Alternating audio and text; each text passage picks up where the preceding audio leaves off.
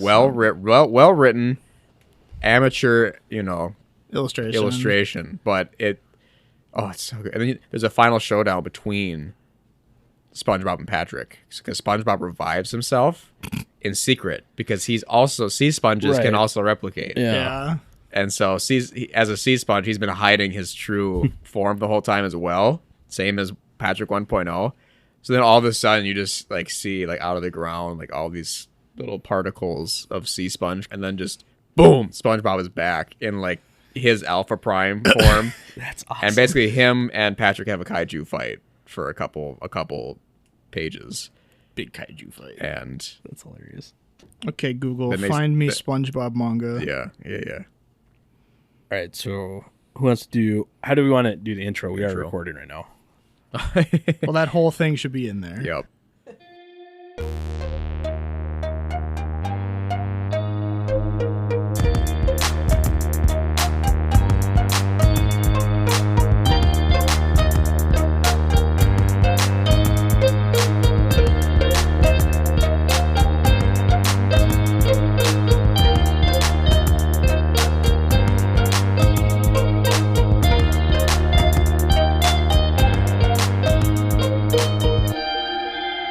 Welcome, everyone, to the Whiskey House Pub House. We're back again with another episode, this time quite scheduled. We have an outline, people.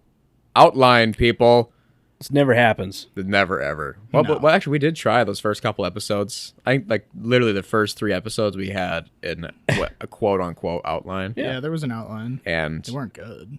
Well, I think our problem was that our outlines were too long. Like, we thought we'd talk about the topics faster, and then we didn't. Yeah. And I think that's been the problem this whole time is we just can't shut up. Yeah, that would definitely be a part of it. Yeah, it's usually a problem. And so we're going to try our best today to stay on topic, on tempo, and on schedule. Absolutely. And we have an excellent topic today. That's a lot of expectations. I don't know if I can handle that. Mm-hmm. Before we get into our topic, let's introduce ourselves. Hi, I'm Zach, founding member of Whiskey House Pub House. Founding. He does the taxes now. I do taxes now. CFO. Whiskey House Pub House LLC. We're actually an S corp now. We make no money. Yeah. We just report zero. Yeah. Notice we're limited liability just because we want to cover all the bases, just in case. Mm-hmm. Carter's a dependent. I'm the liability. And speaking of me, is Carter. We are in Carter's basement. They're in my basement, and they're going to be here forever. They're not leaving. You can hear the gates closing and locking. It's like cha-ching, and it's like jingle jangle. Change. Jingle jangle. Jingle jangle. And I am here, Dylan, the broken leg, but less broken now. Mm-hmm. Slowly healing. This has been... This episode has actually been in the works, ready to record for like 3-4 weeks. Oh yeah, no. We've had to reschedule multiple times. Well, when you only have so many days to work with, that's only true. 30 days. 28 Absolutely. days. This episode. This is how good we had this plan originally. Last month, September. It's October 10th right now upon recording. We were planning on doing this. I don't know if you guys knew. We were going to be doing this during Bourbon Heritage Month. I did know that. I did not know that. So September is Bourbon Heritage Month. I was pretty hyped. Which was the main reason we were doing a topic such as this, which was so on point for us, which usually we have completely off random or just zero thought put into an episode, which is enjoyable for us. But... we're thinkers now, though. And we're trying. We're trying. We're really trying. So that's why we're going to say that it is September 30th. It's not October 10th. It's definitely not. Today is September 30th. This isn't going to take a week to edit. Got to put your thinking caps on and just go back. Just imagine it's still September and we're... still September. The Crimean Bridge is still whole. And a lot of other infrastructure is still there. Still standing. The hurricane hasn't hit Florida yet. Yeah, the hurricane hasn't hit Florida yet. I don't know. That's all that happened. That's pretty much it. That's as much that we know. That's as much news. So the topic of which we are doing today is we are going to talk about Buffalo Trace and more importantly, the line of whiskey that they have procured over the past multiple years. So we're going to kind of get into that. That's our outline that we hinted at earlier, and we're just going to talk about it along the way. So yeah, what do you guys think about that? I am thankful that we get to do an educational episode because I like to learn things. And I was sick of not having an outline because that was painful sometimes. You could have made it. Yeah. I know. Yep. No, we expect Dylan to put in 100% of the effort. Yep. 110. 110. Yep. Dylan works way harder than me and Zach. That was the text message I got when I was in the hospital. I was like, dude, where's my outline? Carter's like, dude, where's my outline? We're supposed to do an episode next week. Yeah, I'm like... Did you write my outline? Where's my parts? Zach is like the chill boss. Chill boss. And I'm like, nah. I need it on my desk. Carter keeps us in line. Yesterday. They're my boss. I need it on my desk by yesterday, and this is all wrong. This is all wrong. What are you talking about? This is all terrible. subjective information. This is like my opinion. This is wrong. Exactly. That would be true. No, really. Yeah, no, I'm excited to do a history lesson because I think bourbon has rich history. Right. Well, I mean, whiskey in general, but with people, it's kind of like it's a culture thing. It's a heritage thing. It's something that people keep near and dear to their hearts, and they're like, right. You have family legacies involved in these distilleries, and so it is a cool topic. It's liquor or whiskey is not just a liquor. It's a lifestyle. Mm-hmm. Like the greats before us, and Candy I'm I am not promoting alcoholism by saying that. Thank you, Gene Wilder. No, but when I was writing this outline, thinking back to it as Carter's prepping the bottles for us, I thought back to the Isla episode that we did, and we kind of talked about the core line, the expressions from each distillery, and this is kind of how we're kind of building this episode. Like it's kind of like that Isla episode that we did back, which that one had less history than this one will. So at some point we'll probably go back and do a little bit more history on it, but this is definitely something that we hope to do, not just for Bourbon Heritage Month, but in the future just kind of do the history, because there's a ton of history behind even just bottle brands, like let alone the distillery itself. Mm-hmm. There are just some amazing stories behind bottles, which we haven't even talked about what distillery and line we're going to be doing, but which we'll reveal that very shortly, I promise you. It's Fireball. The rich heritage of Fireball, popularized on the ski slopes of Aspen. Ski slopes.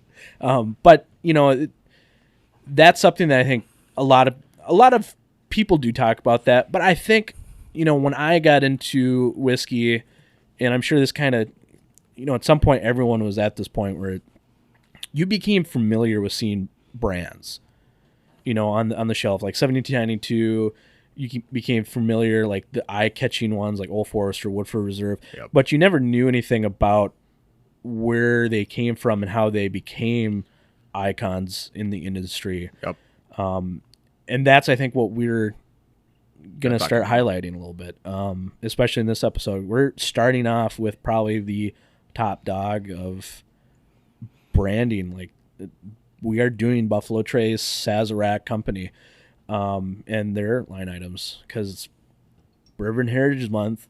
If you're going to do one of them, you're going to do the best one. Yeah. Big Daddy. Objectively, the best one. Objectively. But, it just is, people. Well, at least with the most recognizable branding. And that's exactly what I mean. Like, everyone's looking for these. These are super, on the shelf. They pop out. Yeah. That's why they're in such high demand, is because some of these are literally walking pieces of marketing. Speaking to blends, which we will talk about a little bit. And this is not by any means like every history about it. This is brief, just kind of the broad basics that we're going to be discussing. So, And even if I forget something, it's not necessarily that we didn't see it. It was just this is trying to condense it down, and I probably made mistakes on some of these, but I tried to do my due diligence and get the main points. But yeah, lots of podcasts I listen to are competitors. Just kidding. Our competitors. No, more like future potential collaborators. My friends. They put scripts, outlines, or documental information on like blogs or something, So maybe someday in the future, by the time this comes out, maybe we'll have something like that, That'd be sweet. That'd be cool. We still got to try to figure out something for episode 50. Yeah. What episode is this? 46, 7? 8, 7? 48. 47, 48? I'm not sure. Because we have so many on the backlog that we could, throw in there. Don't worry about it. Well, we got a lot of per se special bottles. Yeah. Now. Oh, for sure. That's not today though. Yeah. Outline people. If anyone's interested, contact us at for doing a collab or a special episode for episode 50 at our Instagram at Whiskey House Pub House or our email at whiskeyhousepubhouse@gmail.com. But yeah, anyways, back to the episode. So we are starting with, of course, Buffalo Trace, 4 Buffalo Trace. This brand, Carter, why don't you pour some of that for us? That's what I was going to do. Get some in our glass. You want a cork pop? Do you care? Have we ever had a cork pop on a 175 before? Especially of Buffalo Trace? I don't know. And it's a very airy bottle. Try it. It's old, yeah. That was acoustic. Jug of whiskey. Yep. Someone did complain, though, that we do cork pops on everything, but one of our original statements is doing cork pops on new bottles. I guess that's kind of true. But there's no rule we follow. No. There isn't one. But there should be. But maybe we should subject ourselves to one. I kind of think it's a good idea. You can't control me. Cork pop on everything gets very tedious when you're doing a lot of stuff. Oh, yeah, it absolutely does. And then we could compile a compilation of cork pops.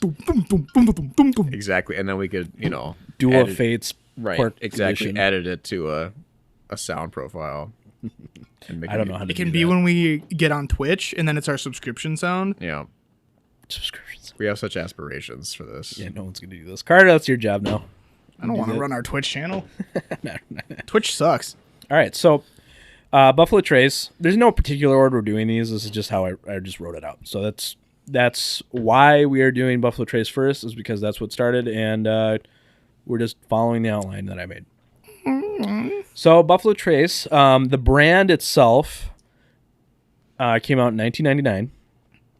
And that's when I was born. That is also the same time that the distillery as we know it today completed its renovation. And thus it was renamed in 1999 the Buffalo Trace Distillery. Before that it was the Stag Distillery.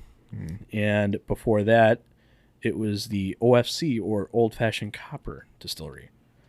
So, yeah. That's the official reasoning. The unofficial is that just like Sex Panther using real panther bits, this whiskey uses real buffalo bits. Buffalo. Exactly. That's why even though it's technically a bison, I think we had discussed on earlier episodes. Yeah, it's technically a bison. Mm-hmm. So, that's weird. Man, they suck at branding. This is Mash Bill 1, which I'm sure a lot of the audience that is an enthusiast would know. I still get mixed up between the two. But this is the low rye mash bill. I forget what the percentage is, but the mash bill 2 is the high rye. Is the high rye, and it's only like 15 to 19%, which is the high rye. So, not the highest high rye mash bill, no. But for their own profile, is the high rye mash bill is mash bill 2. It smells like grapes. It smells like grape Laffy Taffy. Big grapes is always what I smell.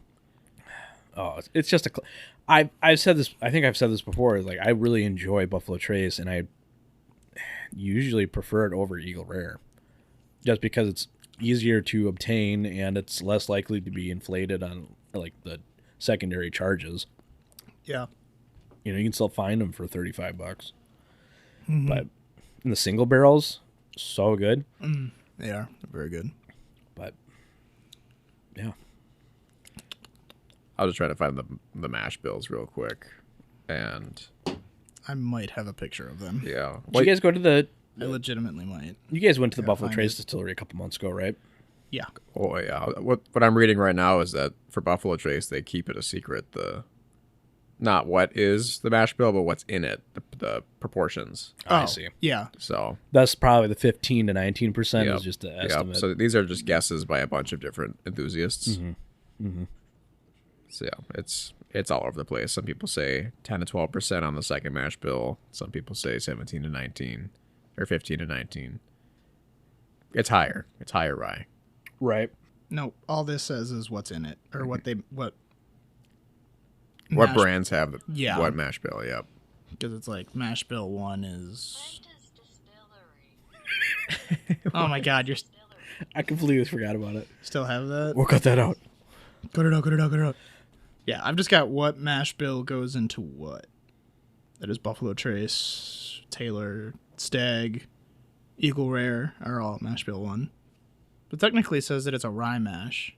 It says rye mash 1 and rye mash 2. That just Low is- rye and higher rye. Yeah, it's just making it different between the wheat and mash bill. It's just saying that the second highest ingredient is rye. Yeah. But I think I didn't look up. I mean, obviously, there's no official age statement on the bottles, but these I believe are usually 6 to 8 years is the estimate on the Buffalo Trace. Is the range it could be. Yeah, because I'm trying to think if the tour guide that we had, if she might have mentioned something on that. I'm pretty sure she did, but I don't remember off the top of my head. It is something. Around that. In that range. That's a typical range. Yeah. Because it's probably, maybe it's unlikely that's going to have like 4-year-old just at that cutoff where they don't have to have an age statement anymore. It could, but it's probably going to be that 6-year range. Yeah. I know that they're going from barrels that are all the way up in the rick house all the way down too. Right. So I mean, it's Right. such a variation of it. So How many levels were those rick houses? Do you remember? like floors or like actual. How many floors? I think it was 6 or 7 was one of them. Okay. And I think that held like 10 to 15,000 barrels or something like Yeah. that. I don't remember off the top of my head. I was listening to one podcast. I think it was that was like there's 11.5 million barrels, or was it? I might be getting mixed up between the barrel count and the estimated worth of barrels. Oh sure. But- Yeah, I was so- 11.5 million barrels. I think that would be But then It might be gargantuan. close though. there's for, a for lot. everything they have. Oh, for all of Right. Buffalo Trace? Well, no, just Kentucky in Kentucky. general. Honestly, that might be close. Let me look- Because some of those have like high, like 50,000 in some of them. Like they're huge.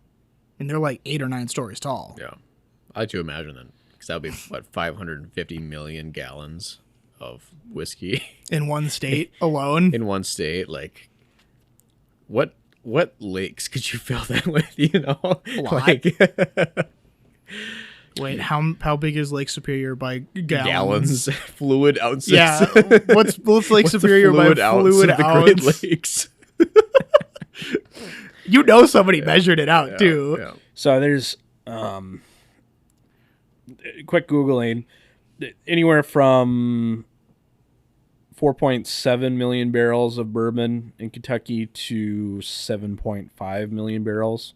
2 different websites, not hard facts, but It's close. It's close. around 5-ish, Yeah. But yeah, so I mean, that's a ton of barrels. But yeah, it's stupid. Yeah, it's stupid. It's crazy. The only rick house we went into in Buffalo Trace was like a weird secret passageway door that was like behind a bookshelf. Oh yeah, It was cool. weird. It was like she took us into like this area, tour guide did, and kind of like what they had at O'Shaughnessy's here in Minneapolis, where they had the barrels and they showed the aging process, like, and how it slowly gets lower and lower to the Angel's Share. Yeah. So they had one of those displays, and she like walks back towards this bookcase. I'm just like, what the heck? What are you doing? And she just like opens the door, grabs like a handle, and then pulls it open. And I'm like, ooh, oh, it smells nice, Nice and good. Oh my goodness. Ooh. All right. Well, continuing on. So the next one we're going to be doing is we're going to be talking about Eagle Rare. So Eagle Rare it's kind of an interesting one. As far as I found my research, first it was released in 1975.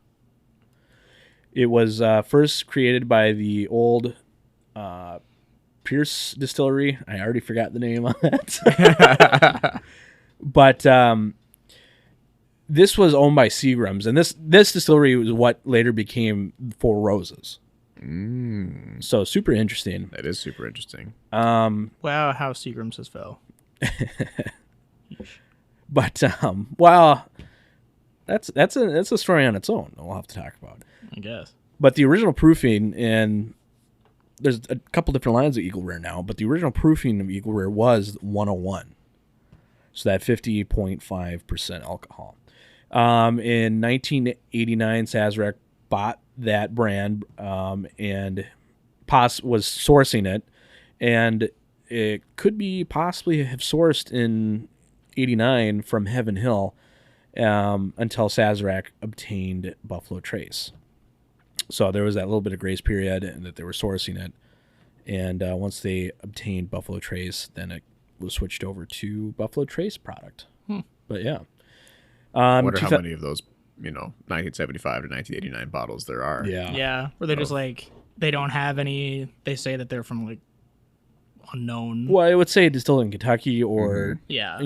some other distillery, non-distilling Like a company. Yeah. But 2005, the proof is lowered to 90 proof from the original 101.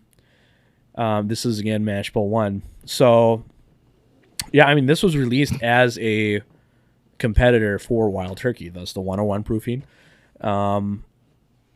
And it's kind of interesting to see how this has changed throughout time and how many hands it's, kind of, I guess it's only been one or two, but it's how it changes through time. Yeah, I mean, the same branded juice contains a different ingredient. Still 10 years old, thankfully. They went through a redesign just within the last couple months. They relocated the 10-year age statement from not only the back of the bottle, but now it is prominently displayed on the front again, and kind of shifted some stuff around.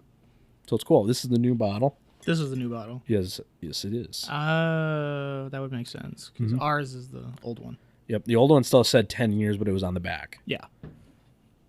Get to pouring, poor boy. You pouring. I went through my whole speech, and I don't have any whiskey to show for it. I don't know what you want for timing. He's right, You never told us the schedule. We just knew there was one. He's going to fire me. You're done here, boy. You're done yesterday. What? You didn't get that script on my desk. You didn't. You're done. Yeah, so 1975. Pretty decent band, right? I mean, the 1975. I mean, chocolate's okay, I guess. Ooh. We didn't really give any flavor notes for, well, you gave grape for the Buffalo Trace, but this smell. is just, Buffalo Trace, but further down the line. It said on the back of the bottle that it's like kind of porty. Kind of smells like port. A little bit. It said that on the, It does. I've actually never read the back of an Eagle Rare bottle before. And it was like very interesting. I mean, it's got a lot of more woodiness. Oak. It smells more muted than the Buffalo Trace did. Definitely has more like nail polishy kind of. Oh, really? You think smell. so? Yeah. It smells more acetone-y. Mm-hmm. You smell acetone. Whoa. Can't say that word. It's a bad word.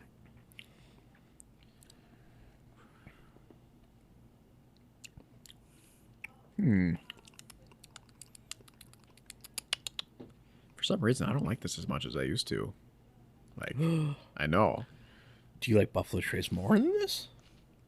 Yeah. I kind of do too. That's kind of how I've always felt. Yeah. Like, I love this. This is solid. But if it's sitting on a shelf for $60, I'm not gonna pick it up. Well, yeah. Maybe it's just because my first Eagle Rare ever was that store pick one from MGM. I still have that bottle. That was phenomenal. Yeah. Phenomenal, nominal. We're gonna have to do an episode where we kind of try to we gotta pull all the store picks. the store picks of a same bottle, so Buffalo Trace, Eagle Rare, or whatever, and then just try to compare them. It'd be kind of fun. Do a blind of 5, and try to rank them. That'd be fun, actually. Yeah. That would be kind of fun. Around here, there's a lot of liquor stores that get. I haven't gotten one yet, but they keep happening. But private barrels of Elijah Craig. Oh, for sure. Always want one of those. My store, New Prague, has one. Oh, for real? Yeah. New Pragu. How much? Oh, 100? I think that 80. 80? Oh, yeah. 85. Where was Perfect. It's 9 years old. I think you're. Oh, well, I'm Ace had one. I got one. Sorry, I got one for Lauren. I got an old Forester cast strength from Ace Spirits. the blue label. Yep, the blue one, and the single barrel pick. I think it was a 10-year. It was either a 9 or a 10 of the Elijah Craig for him too. And I got one for Ryan because I dragged Nick along. It was one per customer, so I'm like, Nick, come on, Buy this for me. So I spent hopefully I'll get paid back $400. Yeah, that's not cheap. It was the old Forester is expensive in Well, they were itself. both 80, 85 and tax and stuff, and it was this is. I mean, they're great bottles no matter what. Well, I haven't had any because they're gifts for other. Well, not gifts, but they're for other people. I think I still have my old Forester from 2 years ago, I still. which we could dip into Yeah. later. Bonus. Not necessarily on the air, but we'll make it work. I think it's interesting that we don't necessarily like this as much, and it's pretty unanimous because. But they really aren't that different. They're really I mean, not. they're not. pretty close. They're very close, but it's just something about it that's just not exactly what I would prefer. And having now gotten my dad into bourbon hunting whiskey, Good job, which was by a the way. mistake. I must Congratulations. say, I am finally starting to reap the benefits of all this time that I spent training you, and you subsequently have trained your father and your brother. Yeah, it's a mistake, dude. This is it's disciples so upon bad. disciples upon disciples. It's they're worse than I was. 'Cause Yeah. they will now go out and well, first of all, Yeah. they decided to get on Facebook groups, and which I never did. Oh. Which great idea if you're looking for any rare bottles. Which you can ask to try, but Yes, not. you can't purchase them, but you can try them for a fee. And they've tried some bottles on Facebook I can almost hear the air quotes. that were rather rare. Yeah. That you would never ever find on any store shelf, no matter what. Yeah. And it's the only way. It's almost the only way to find things. It is. It really is. Yeah. Because Connor, he's gotten 2 Wild Turkey products that are They're old. they're super old. I think one was from 2016. Well, super old comparatively for a retail product, but yeah. Yeah, I mean it was what 2013 and 2016 or something like that. I believe so. And For those, yeah. I mean they were each a couple $100, Yeah. but you would never find them anywhere on a store Right, shelf. yeah. And That's definitely something I think we'll probably have to talk about in an episode is Is how do you the steal secondary- whiskey from Facebook people? Exactly. But the secondary market in general is it's almost become it's forced own- upon Yeah, to be accepted because it is so difficult to obtain some of these. these bottles. And it's if you don't use it, then you're never going to see them. Right. And you're either going to try them at a restaurant or something like that which some of those you won't because Yeah. they're not around. So it's just kind of crazy. Well, unless you guys have some points, we probably should continue to the next one. But I was just going to say that not for the next one is arguably my favorite. Okay. Out of all of them. All right, we'll talk about that. Well, if you want to start one pouring is these. Bay. It is Bay. Really is Bay. Yeah, these are favorite for a lot of you guys, actually. So our next one is the E.H. Taylor Small Batch. Originally, Good old Colonel Taylor. I shouldn't say originally. Originally, as we know it from the Buffalo Trace, it was released in 2013. It is a older brand. It originally, I think it was Old Taylor. I didn't actually find the release date of the Old Taylor brand, but the Buffalo Trace, the modern one, as we know it, was released in 2013. Named after Colonel Edmund Haynes Taylor, not the military colonel, but the same one from the KFC guy. So wait, what's the difference? I don't get it. Well, it's a Is it a civil position? It's a civil position, I believe. I don't know the actual history behind it, but it's You're probably like a bail bondsman. He's a colonel, not not the military kind. Yeah, I would compare it without doing any history or knowing anything behind that and titles. It's kind of like knighting, modern knighting. It's kind of like with that. It's like the U.S. version of being knighted. Kind of. I'm hesitant to say yes for sure because I have absolutely no history, and It's Zach like a so-so Zach's grape. Googling this, so he's gonna give us a little bit more light on it. But It's like a weird gray area. that's my understanding. It's just an honorary position that you can get bestowed. I don't know if they do. I've never heard of a modern day colonel though. No, Yeah, I have not heard of anybody. that's interesting. So E.H. Taylor, he originally was he bought the OFC distillery, which is again old fashioned copper, in 1869, which was renamed again in 1904 after many years of being owned and operated by George T. Stagg, of which the distilleries was named later on. This later became Buffalo Trace in 1999 after several years working at the Stagg distillery. E.H. Taylor saved enough money to buy another distillery in 1887, which became the Old Taylor Castle Distillery. After changing hands of ownership on more than one occasion, Sazerac bought the Old Taylor brand in 2009 from Jim Beam. Jim Beam. Mm-hmm. I didn't know that. So Old Taylor, that was what I was referring to. I forget when the Old Taylor brand, but it was one of those brands that stuck around during Prohibition. So it's a pre-Prohibition brand, and it was actually used by George T. Stagg, who owned the distillery for the longest time, for a while. And we'll talk about that later, what happened to that relationship. But Yeah, that was not a good. yes, Yeah. they probably talked about it. They at the did talk distillery. about it. So we'll get to it. So, so he bought another one too. So it was the OFC distillery and another one I forgot. I left out because we'll probably talk about a later date. But Was it? he bought two distilleries. Was it Stetzel? I don't remember. But the Old Taylor distillery is now I have a 50-50 shot at this. It is now Blade and Bow. That's Stetzel. Or no, it's Castle and Key. It is Castle and Key. Oh, Castle and Key is The Old Taylor Castle distillery. yes. Which I will say, Castle and Blade Key and Bow is Stitzel. is Stetzel. Yep. Castle and Key, kind of mid. What do you mean? I'm throwing it out there, kind of mid. What have I had that's Castle and Key? We haven't. We haven't. I've only had one, and it was in Kentucky. Yeah. It was mid, We have a Blade and Bow, which Yeah. which I also have one open, yeah. so we can. We'll also dip into that. We'll talk about. There's a little bit of we dip a toe into that history when we get to a later. It's kinda fun. But So Colonel I got whiskey. researched the Colonel title, and yeah, it's got a lot of kind of different meanings, but it's totally just America's way of knighting people. But definitely not, because But that's a not. British thing, and that's bad. But this is an honorable title granted by a governance of some kind, Okay. Oh, as the sorry. as the gentry of a new colony. hence colonel, colonel. So it's like they run the colony? No, you're just like the head guy. You know, you don't necessarily have to run it, but you're like a representative of it.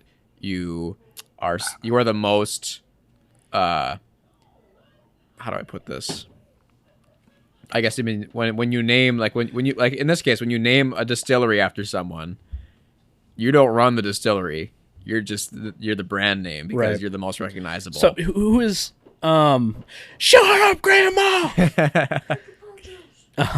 Who is there modern day colonels, and if not, who is the last colonel? Yeah, so there are military colonels. Well, right, that took it over pretty much. Oh, so and yeah, the governors and governances pretty much stopped granting colonelship. I think it's at the early 1900s. Like that. Darn. Like he probably was one of the last colonels. Yeah, because that would have been the turn of the. I wish I could have been a colonel. But there's technically nothing stopping you. Well, I suppose Colonel KFC guy was probably Colonel the last one. Sanders. Sanders. Yep. Because he would have been after Prohibition, 50s and 60s. Yeah. So I mean, there's nothing stopping someone from becoming a colonel these days. It's just like. It's like, why do you call yourself a colonel? You know, it's like, well, because I can. Because these people said so. Because you're just a public image beloved by the the masses. Yep. Elon Musk is a colonel. He is Colonel Musk. Colonel Musk. Yeah, so this was one of the few ones that survived Prohibition. And 100 proof. Higher, we jumped a little bit. This is it's so very dang good. Apparently just way better than the, objectively than the other two. Mucho good. You mean subjectively? Subjectively. I mean, I would say objectively, but that's a subject in my opinion. Wasn't it also that... This is still Mash Bill 1, by the way. Yeah. Yes. That Taylor was... During Prohibition, they used this... as medicinal. Yeah, so they tried to pass it off. Well, it was. Well, yeah. And so the old Taylor brand was one of the ones that were granted. Buffalo Trace in general was one of the distilleries allowed to, I think it was like one of 8 that... It might even be less than that. It was like 6 to 8. Yeah. I thought it was 8. But that were granted licenses during that time to continue... distributing and producing, I believe, and yeah, the old Taylor brand was a medicinal item. Mm-hmm. I love that story. It's so funny. You would like, I got a bad back. Yeah, it's like you would go to the doctor, and then it was like I think you could get it only like once a month. No, I think it was more frequent than that. It was Maybe like once weeks? a week or something. Basically, you would go to the doctor. You would say like, "My knee hurts," and then they'd be like, "Here's your 100 milliliters of whiskey," yeah, or something like that, or even more. It might have been. It might have been a bottle, or a fifth. Yeah, yeah, because it would have all been a fifth back then. And I mean, you got to think back then it was either morphine or alcohol. So, you know, pick your poison. Well, exactly. Yeah, there was a. They were talking about that. It's something written in some like doctorates. Like now, alcohol is by most regarded as a negative health. You know, it's not really a good thing to treat anything anymore. They don't like prescribe it. But you pour it on stuff, but don't put it in your body.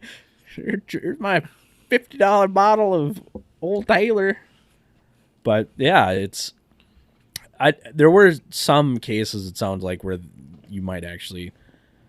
people might prescribe it. But it's a home remedy now, essentially. Yeah. It's like alcohol has just become home remedy. And the hot toddy is an example of like that was essentially a home remedy at that point. Which someone turned into a cocktail. I think mint julep, too, was like a morning cocktail, too. That makes sense. Yeah. Or just gamblers who were so nervous at the Derby. They're like, oh, I'm going to lose all my money. So here, drink this to calm your nerves. It's like, drink this thing that tastes good and it goes down easy. Yeah. Oh, mint julep. I made some like 6 months ago and I was on a kick for them. Really love some mint juleps. You got to muddle fresh mint for it. Oh, yeah. I was buying fresh mint for like a month. And it was so good. It was a simple syrup, some bourbon, mint julep, crushed ice. Boom. Bing. Delicious. Bam. Boom, bam. So I want to thank the Colonel for creating the best expression so far.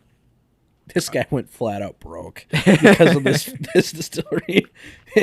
Ruined his life. Yeah, it did for a while. Just for a legacy so that someone else could make the whiskey, call it after That was his a bad. name, I and can't wait. then- This is what I mean. Is like we're gonna start diving deep. Like the Eagle Rare and this one is like they got some history behind it, but like it gets pretty intense. And I had to cut a ton of stuff out, but there is so much history behind these brands, and they've changed hands so many times. It's just it's impressive, and I encourage people to go look it up because there's a massive amount of just history that you just don't know about because they can't fit it on a bottle. But They should. is that our next one? Yeah. Oh boy, I think so. Just Let me wait double till check. all the millennials start making Yeah. being in charge of distilleries. There's gonna be QR codes on every label. Yeah. And it's gonna bring you to their website. It's gonna be a and then- grimoire like scar on the back. It's gonna be like, and now you are officially level 65 of Buffalo Trace knowledge. This is Trace knowledge. Buffalo Trace Oryx edition. All right, so our next one I'm excited about. This is Stag Junior. So Stag Junior originally released fall of 2013. Gotta grab my whiskey. So Stag Junior takes its name from obviously the real life businessman George T. Stagg. It is a barrel proof, and it is released twice a year.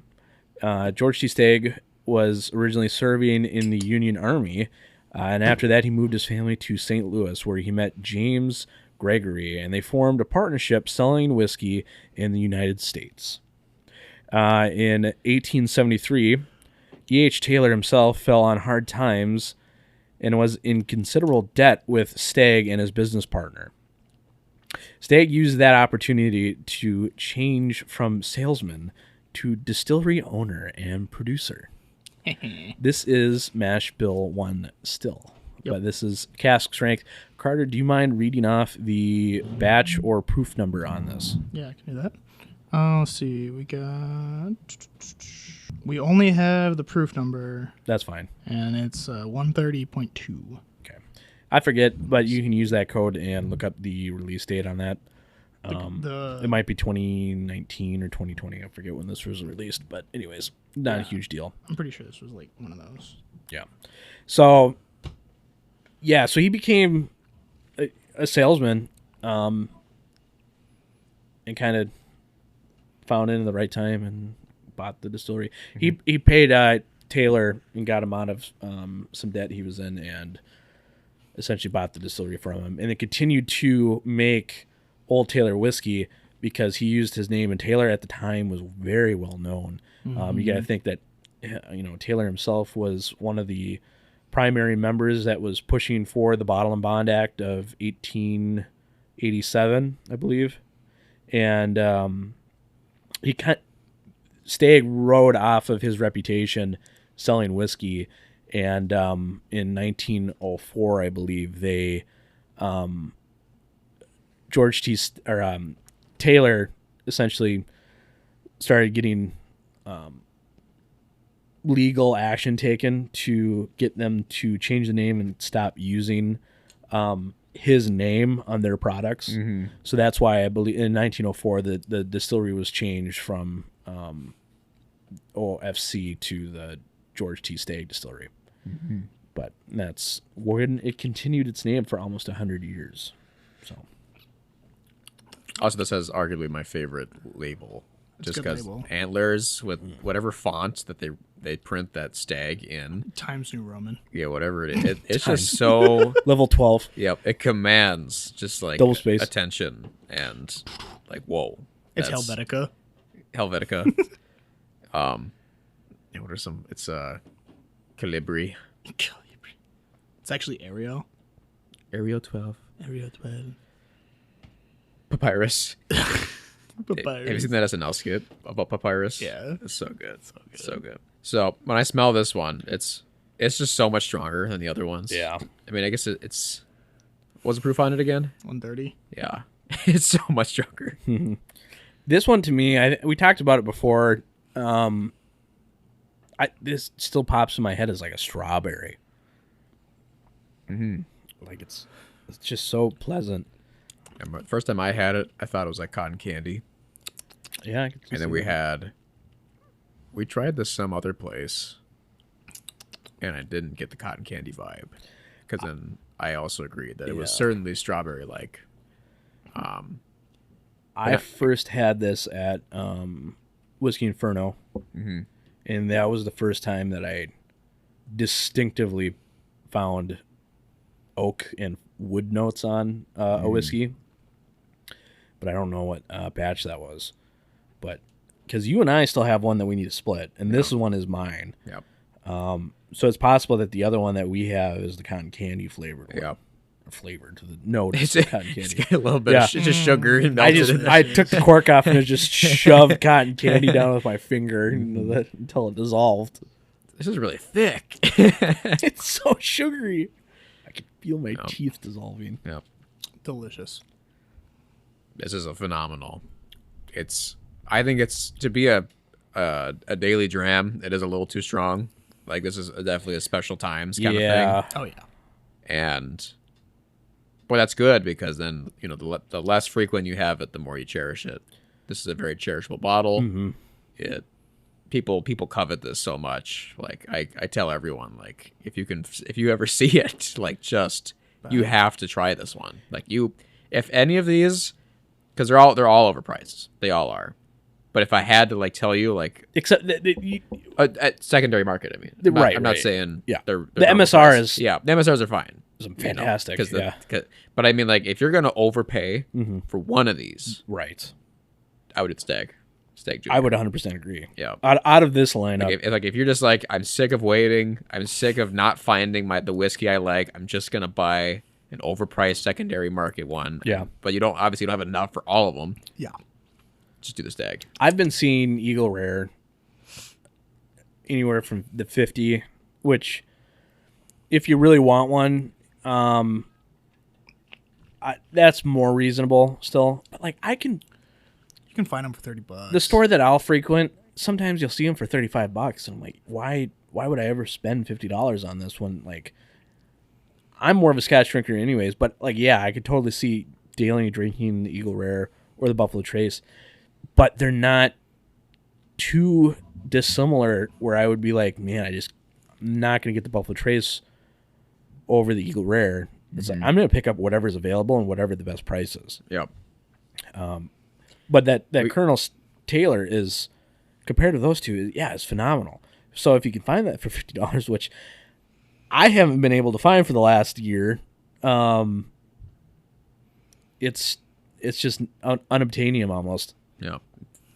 For listeners, if you can't see me, but I'm just crying, not being able to find more E.H. Taylor. Yeah. I've had the same bottle that I've been his quote unquote daily. Yeah, quote unquote daily. I've been super slowly drinking it. You see how many we have? Yeah, you could pocket one on the way back. Better not, because my dad will kill you. No, he won't. Oh, he would. That's his favorite. That's his favorite too? Yeah. I can't blame him. I got a weird whiff of dirty underwear. Okay. Let me go on and see. Oh yes, butt stank. What? No, please no. I cannot confirm that. Nope. Objectively, butt stank. I gotta go in your room and just start sniffing and be like, what is he smelling? You really don't. Where's the similarity? I gotta find where he's recalling this from. You don't want to go in there. Yep. So good. Okay. All right, hang on. I gotta finish this little morsel. Let's go on to the hand grenade. Yeah, that's hot for a daily drinker. Alrighty then. All right, so our next one, we are talking about Blantons. The horsey one. This one originally released in 1984. Master distillery Elmer T. Lee was apparently tasked, excuse me, burning down my throat, tasked with creating new whiskey of high quality. Elmer remarked that Colonel Blanton's would certainly entertain very important guests that would visit. He would handpick honey barrels Another Colonel. from Warehouse H and bottle them one barrel at a time, creating a single barrel bourbon. Lee decided to name the bourbon in honor of Colonel Blanton's. This is believed to be the first marketed single barrel bourbon, as well as the first bourbon to be in the super premium category. And this is our first deviation from Mash Bill 1. This is a Mash Bill 2 product. So this is our only one, isn't it? Uh-huh. Yes. Because we don't have Elmer T. Lee. Nope. Nor the only other one that we could obtain easily would be Ancient Age. Yeah. But I essentially copied that from like Buffalo Trace's their homepage. website. Like that's a quote. What else can you say? Right, yeah. This is the most sought after, I'd say. Or maybe I should say the most sought after by the strength. Marketable. Yeah. This is it's marketable, and I mean everyone wants this one. It's right? so well known throughout the world that Yeah. it's like it's yeah. It's not the most like I need that, but it's the most people saying Right. I need that. It's a single barrel product. It's easy drinking. It's just super not offensive whiskey. Yep. Most pleasant. Everyone's gonna like it. It's got collectible horse tops. Yep. And it's got dump dates that people can be like, oh, I got married on this date. Can you find me June 12th, 2022 for my wedding anniversary or my child's birth or so-and-so loved this and whatever. It's got so many aspects of it that are marketable. The bottle is so dang recognizable too that it just grabs attention. Yep. I want to make a candle out of it. Yeah. I really do. Chandelier. Yeah. If I had to be if I had one occupation in whiskey industry, because I know I would not be a good, head or even junior distiller, I would suck at that so bad. I would love to make glassware. Glassware would be sick. Because I would just make the most bonkers glassware. Well, just being a glass blowing, like, just working in glass blowing in general, or like just glassware would be awesome. Fun. Especially if you get to make stuff like this. What's the proof on this or the alcohol percentage? 93. Okay. It's 46.5. Look how far we've dropped. Yeah. Also stored in warehouse age, which they all are. Yep. Now they're all printed. Like, I don't know if they were before, but like they all looked like they were handwritten, but now the font's changed. Like, I think I have a bottle that has one. The font changed. I think the font is either different. Yeah. I do actually think that every label is still handwritten, though. I don't think so anymore. You don't think so? No, I think the new ones they're pretty uniform. Yeah. They got an AI handwriting them. They make all of the like specific.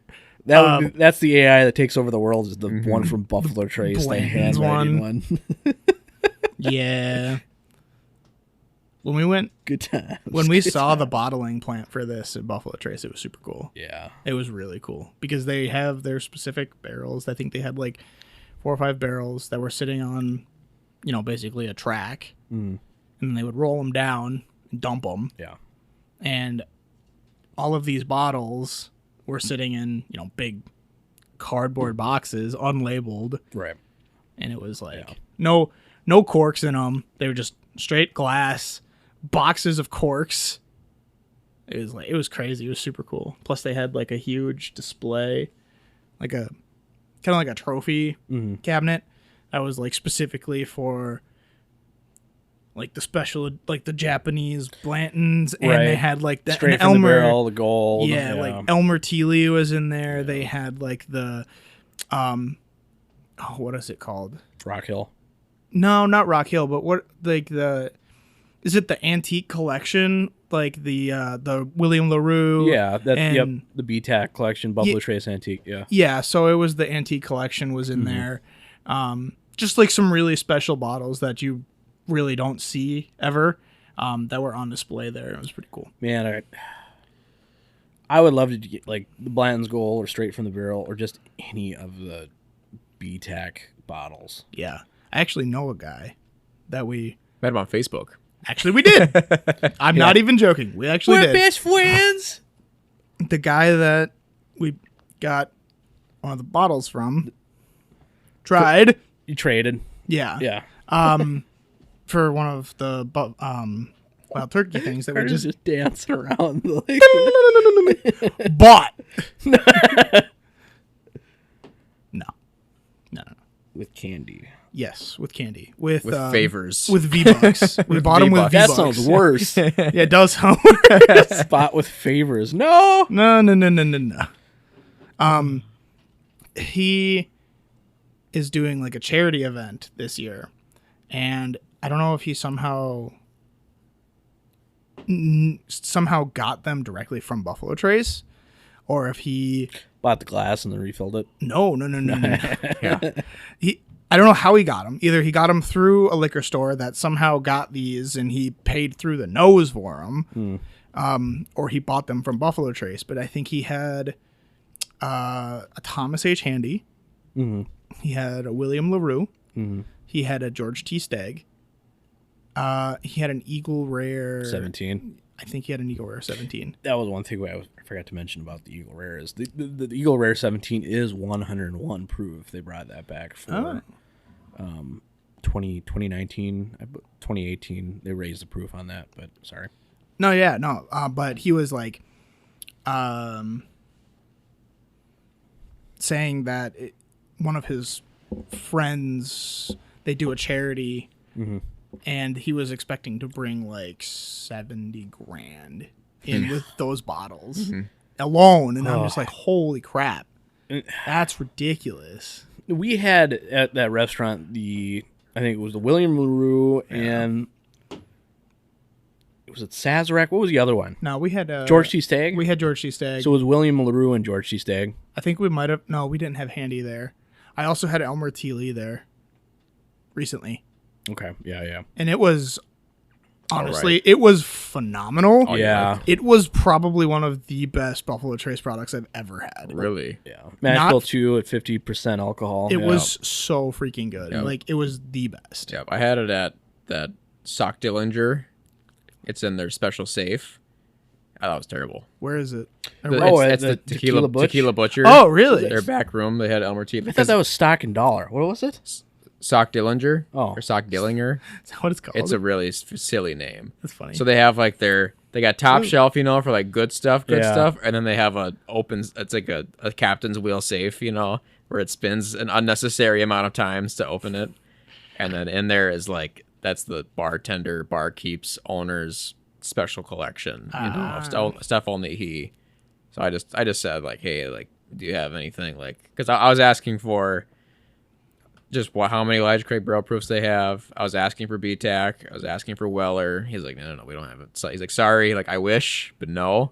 He's like, let me just show you what I do have. He's like, I got one thing. He's like, let me just show you what I have. And it's full of H&H. Yeah, yeah. And I immediately saw the Elmer T. Lee. I was like, I want that. It's such a recognizable bottle. What did you think of it? I thought it was very just bland, Really? and run of the mill. Really? Oh. I thought it was great. I thought it was lacking in. Somebody's opinion's wrong. Yeah, so one of us is wrong. I guess it also kind of depends. I mean, I guess it could be if the bottle was open longer. there's so many but it's variables. also Yeah, like there's a dependent. What did you eat before? What time of day? I don't think Yeah. I ate anything before. How old is that so- bottle? Exactly, like all that stuff. Yeah, is- it had very dominating flavors of caramel and sugar. That was kind of cool, despite being higher-ish rye. But despite being higher-ish rye, it also was just extremely smooth and had really no body to it. That's what I something that. The Buffalo Trace collection, not the antique, but just the regular lines are very recognizable for their friendliness. They're too easy drinking. We got to make it harder, and then people won't buy it. No, but like steak's not easy drinking, no. but its flavor profile is so nice. Oh, And it is. it's not. I don't know. I might be burned at like. They might ring me up for this, but it's not a complex flavor profile. No, it's not. It's Like just the hot. alcohol might be a lot, but none of the Buffalo Trace collections, and again, I have not had everything from it, so whatever. But it's very friendly and approachable, and that's a lot of the reason I think why Buffalo Trace is so successful is because anyone can approach the Buffalo Trace as a company and find something that they'll come away with. Oh, totally. That's why they're number one, because you could just. And then I think it also has to do with like the word of mouth thing, Yeah. Because like they have so many brands. What are the chances? They're very high chances. What are the chances that a buddy of yours happens to have any one of these, and they recommend it to you? That's happened to every single person who's ever tried a Buffalo Trace product. Like, oh, hey, that was really. I bought this at the liquor store the other day. You should buy it. You should try it out. Yeah.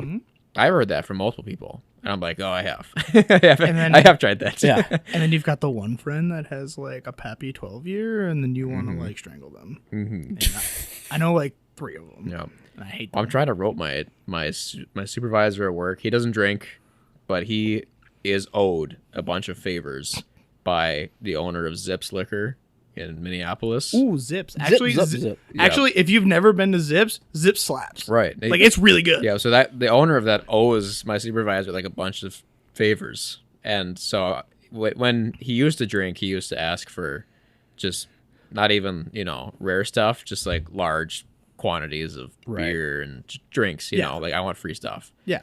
And then but now he doesn't drink anymore. So now he just uses those favors as cash-ins for people who he owes favors. So he'll be like, "Hey, I owe you. What do you want?" And I'll cash in my favor for the Zips guy. Let's go. Yeah. And so he's got. I've asked him like, "Hey, I gave my supervisor a list. I'm like, I want these." And then he's like, "All right, I'll see." And then he told me later. He's like, "Yep, Zips guy said." Absolutely not. He said, you can't have those. He's like, you can't have this, or this. Yep. No, so no, I was no. like, wah. Yeah. I do. Zips does get a lot of good single barrels though, Yeah. and I think they do a lot more of single barrels other than bourbon and whiskey. Like I think they had like a rum or something, like a special reserve rum. Rum's coming in. It's coming in hot. You should have been there at the rum episodes that we did. I forgot what you were doing. You had like family or friends over or something. Something like that. Missed I out. don't remember. Rum actually is it's super good. Yeah. We came to that conclusion that for the money, Yeah. rum is totally where it's Oh, at, 100%. which is ridiculous. Because you've definitely listened Ridiculous. back to those, right? No. Yeah, that's what I thought. You should definitely listen back for the parrot. Oh, that is a good one. You gotta listen to the parrot. Does he have a parrot? There's a parrot. Yeah, we talk about parrots. Oh, I thought he had a parrot. No, but I was like, that Yeah, would be One, sick. one of us had a parrot. you gotta listen to that. Okay, because I actually want you guys to try this rum. gotta that make a I shirt. have. I don't know if you've tried it. I think you have. You might not have. Is it but- 23? Which one? It's like a 23-year age. The Ronza Kappa? Yeah, is that it? Yeah, that's the one. Oh, okay. It's not a 23 age. Oh, it's is it- 23 like ingredients that's in Oh, it or something like that. It's like a Dr. Pepper bottle. It's 23 distinct ingredients. it's something weird where it's like the 23 means something specific to it, but it's basically just like aged sugar cane juice and it's delicious and it's the best. all Take about Dr. that. All Pepper, about that. distill it, put it in a barrel. Yep. Dr. Pepper. Yep. It's delicious. Yeah. Jeez. All right, next one. one. This one sucks. We already got in our glass. This one sucks. I'm just going to be honest. This one sucks. So this one took some time to research and kind of just make a cohesive outline. But anyways, Sazerac Rye, first released in 2006. So the origins of this go back to not the whiskey in general, but Sazerac as a company. Go back to the 1630s. That's a long time. Yeah. The family established a vineyard and distillery. Around the 1800s, Sazerac cognac landed in New Orleans and became a popular drink. 1885, New Orleans bartenders began to make the Sazerac cocktail with rye whiskey instead of brandy. So previously, it had brandy as the base spirit. I'd be For which cocktail? The Sazerac. The Sazerac cocktail. Oh, I'd be interested to try a Sazerac with brandy. Yeah. Because isn't it absinthe and brandy? I don't remember what the cocktail ingredient is. Yeah. Because it's something like that, where it's like you would think that would Right. not mix. Like a fruit wine and absinthe? Like that would be gross. Not bad. I just tasted it. But yeah, that's good. It's not my favorite rye. I think it's just pretty. It's black licorice, and I do love rye. Rye is so great because it smells phenomenal every time. It does. It Rye does whiskey smell always amazing. smells good. Yeah. This was the first rye that I've ever had. Yeah. Was Sazerac. Okay. I think so. Okay. And that was like, Yeah. that was fun. That was, I think it's better than High West Double Rye. Oh, no doubt. Hands down, is it better than Yeah, that's just High West Double Rye? That's just me. I'll make a dig at High West But Double the barrel Rye. finishes. No, that was So I know. good. Yeah, but why do they always have to finish that barrel or that brand? Why can't they Because do it's their other cheap. ryes?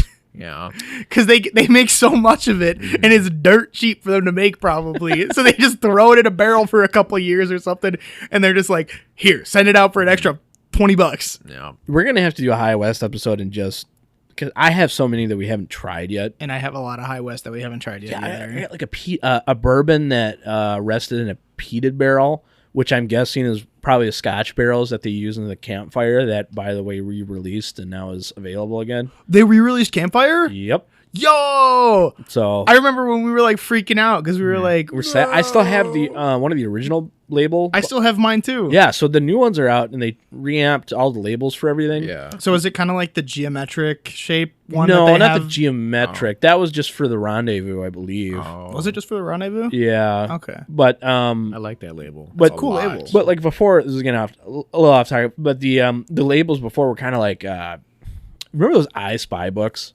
Yeah, They kind of looked like they used bits from the I Spy books to make their own labels. they did. It was good. Because you would see like the double rye was like it looked like a little toy figure cowboy standing in the middle of like the doors of a saloon. Yep. And it was backlit. Like Yeah. it totally reminded me of an I Spy book. Same thing with the campfire. Like Yeah. the cowboy like sitting in front of fire. Yeah. At least I think. Yeah. But so now it's more of an artist rendering like a drawing cartoon. Okay. It still looks amazing, which I love. The High West artwork is amazing. It's just Tom from Tom and Jerry, but with a cowboy hat. Yeah, exactly. It's his silhouette in front of a fire. Yeah. Hey Now there, little lady. now my my High West, they just released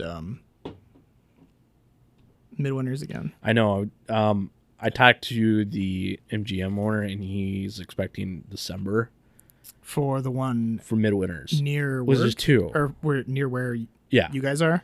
So you know there's 2 Midwinter releases this year. I did not. There's I don't know a either. Utah exclusive that is one wine finish. Really?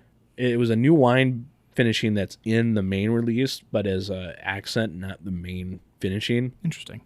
But it was so good that they decided to do like a Utah exclusive where it's just this one finishing barrel. Because I knew they were doing something specifically for Utah, but I didn't know if it was like It's that. It's like its own special finished. really. Whereas it's just like an accent in the other ones. But it's the 10-year anniversary of the Midwinters, and so they did something special, and it's this other wine barrel that they're doing. I forget. I don't have the details in front of me because we weren't originally going to talk about this primarily. But That's pretty cool though. yeah, no, I'm super excited, and hopefully we can get it. But I know it took me a little bit last year to get one, so yeah. you know. Yeah, maybe if we find this year's, we'll do. Maybe we could look back at the last 3 years. We could do the 10-year. We could do yours, and I still have one from 2019. Yeah, because So that would be nice. Because I would like, because not 2019's was arguably my favorite. right, This year's was good. it was good. Not exactly what I was excited for. Right. So I'd be excited to try this year's to see. Oh, for sure. Yeah. All right. Getting back to Sazerac. So 1885. We'll recap a little bit. New Orleans bartenders began to use the Sazerac cocktail with rye whiskey instead of brandy. This was due to the shortage of brandy. In 1919, the Thomas H. Handy company gets out of liquor and starts making plans to sell candy, soda, and a multitude of other goods. 1919, we have Prohibition, so this is why they're changing gears. So this was originally a Thomas H. Handy. So Thomas H. Handy was a man at the Sazerac Cafe, where they made the cocktail. Okay. He was like the store manager owner, and then he died, and it kind of became the company. Gotcha. So, but there's a lot of information. Like this had its own website, and I condensed it to 2 paragraphs. So this is Good Lord. by no means a full representation of the brand as a whole. This is so condensed. Like this is mainly just trying to look at the whiskey and not the company. 1933 to 1949, Sazerac gets back into liquor production as well as buying new brands. 1952 marks the launch of Taka vodka, one of the first vodkas to be sold in the United States. 1989, 7 brands are bought from Seagram's. This is a very important mark of time. Remember the Eagle Rare.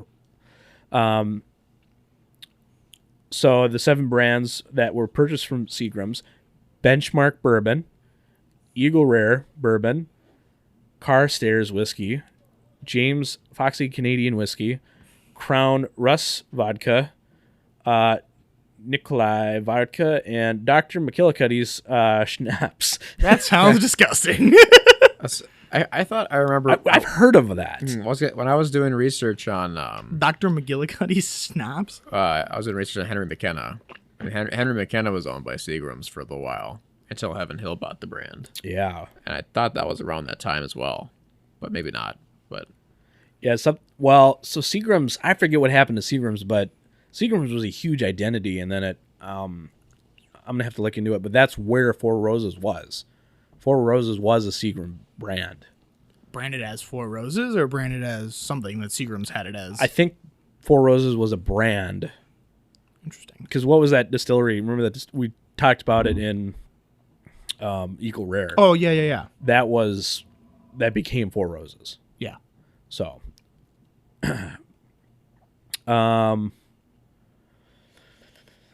1992, Sazerac Company acquires the Leestown Company and the George T. Stagg Distillery. 1999, Buffalo Trace is launched. 2006, Sazerac Rye Whiskey is launched. So, that's kind of the... Good job summarizing that. You guys want to call the phone number on the box, on the bottle? Do you want to see the website where I got that information? I linked it. Is it Sazerac.com? Yeah, just look at this website. Yeah, it's kind of crazy, isn't it? Because they also have an email that you can email. Sazerac.rye@sazerac.com. So you just keep scrolling down and just look at, that's what I read through pretty much all of it, and it was just like, oh my gosh. There's too much information. You know it's long when they have a start timeline button. Yes. Ay, sheesh. But, also, another thing, great bottle. oh yes, Another great bottle. really good at chucking. It's got the neck. You whip it at somebody. I just like how it's got kind of like the same kind of very angular feel as the Blanton's bottle, Yeah. but it's definitely got that nice neck on the bottle. Grab it, give it a nice pour, and then just slam it down. My butt cheeks asleep. That is terrible. It's just There's I got 3/4 of the way through of just not even reading it, just scrolling through that whole time. You're just like, oh my god. The Sazerac House in New Orleans. Yeah. Okay. Yeah, because this says on the back of the bottle that it's like the rye whiskey. This rye whiskey is the perfect choice to make the Sazerac cocktail America's first cocktail. Correct. So is that technically... Is the Sazerac technically the first cocktail that was invented in America? Or is that just one of their claims? That's... Because everything is pretty... I mean, the first cocktail is going to be the one that has... The first thing that has whiskey and sugar in it. Honestly, yeah. That's just that's nitpicking at first. They're making claims that you can't prove. Well, yeah. But that's all it is. Oh my goodness. Yeah, I'm not a huge fan of that Sazerac rye. Well, it doesn't help the it's bottle's been pleasant open for a long time. No, but just in general. I never buy it. Mm-hmm. No. It's not something that I feel like I need to get. Mm-hmm. But I like how our bottle has a little Yeah, you like that? What is that called? They're like, it's a measured It's a pour spout. pour spout, something like that. But it always dispenses the same amount Yeah, it's every a time. half ounce. They said the cork went bad on it. Yep. That's why they put that. It looks better this way. They should come like Yeah. that. It's kind of sweet. The benchmark does. It's just like, Yeah. It comes with a pour spout. Yeah, I wish it came with this pour spout. Those things are so unruly. All right, so our last bottle that we have here, last but not least, William. Oh, excuse me, I was getting ahead. Weller Special Reserve. He wishes it was William LaRue Weller. So Yeah, I wish. Yeah. I'd spend like 10 grand on a bottle. this one, I'm less disclaimer. I am less sure on the date. I know they came out earlier than this, but I think this is the date for when Buffalo Trace acquired it. Asterisks on that, but this is I think that's the Buffalo Trace timeline.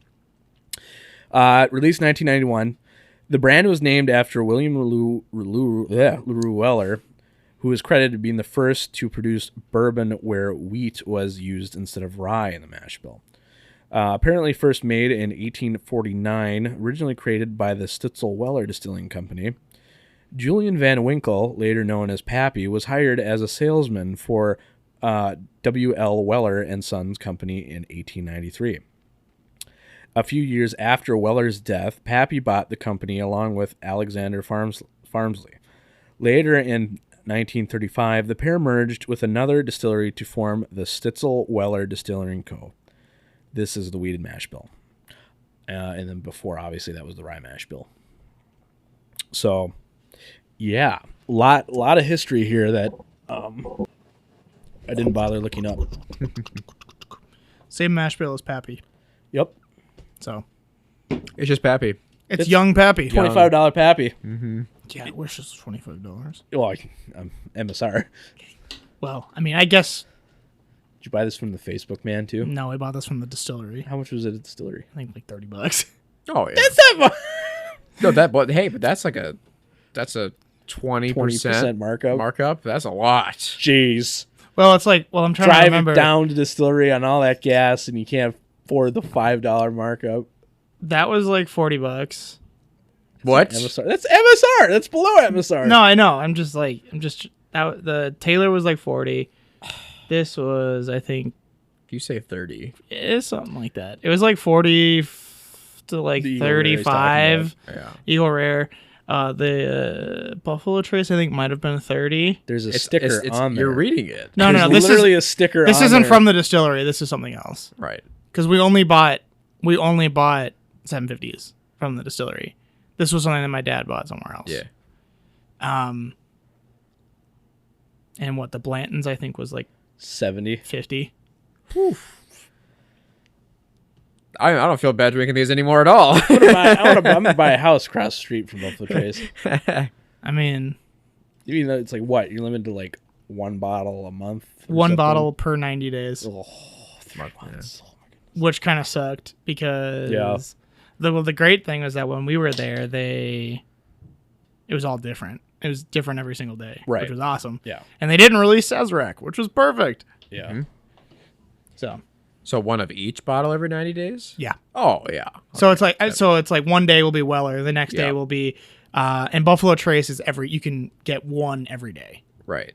So it's like you get one Weller per 90 days, and then you go back the next day, you get an Eagle Rare, then you get Gotcha. an E.H. Taylor, then you get a Blanton's. Cool. So, Okay, that seems reasonable. and that's why, you go with a big group. Yeah. Yep. And That's why he invited me for this next year. Yeah, I see. Yeah, we're just mooching you You're so that we using can me. get more juice. But, I mean, either way. They're gonna chloroform me on the last day and steal all the whiskey I bought. Just leave you. We're just there, going to too. dump you Yeah. somewhere in Kentucky. Why did they take my shoes? They're nice boots. Nice boots. He spilled whiskey on them and they stole them. Have we all had this? Yes. Have you had special? Or just the No, 107? I just had just the 107. Yeah. Dude, does that mean we have to compare the 107? Mm. I think we do. Well, I'll just say I remember thinking the 107 was good, not great, almost great. So, Well, because I have a 107 and I have a 12-year. Oh. Well, I'm not gonna make you take it out. I'll just say that we got it. it's not. It's over there. It's literally on the not- shelf. Yeah. Yeah, we'll see where we go. yeah, see where we'll we're see at. what we'll see. So, not necessarily this one for me, but the 107. That is my favorite weeded. I have tried to find a obtainable weeded bourbon, like Maker's Mark, any of the Maker's Mark series, store picks. They're special limited, and I appreciate them, but I have not been able to be like, oh yes, this is good. Have you tried our Maker's Marks that we brought back? Did I No. bring those? I have not, but I have bought multiple. I got like 5 different Maker's Marks, and I'm like, yeah, it's just not that good. I get it. It's pretty like However, that's like low key though. Like this is super friendly. Yeah. Oh yeah, super low key. I don't get a whole lot of like the weeded. Usually the weeded kind of contributes like a good grain taste as compared to a young grain taste. I don't get a whole lot of grain in general. I've heard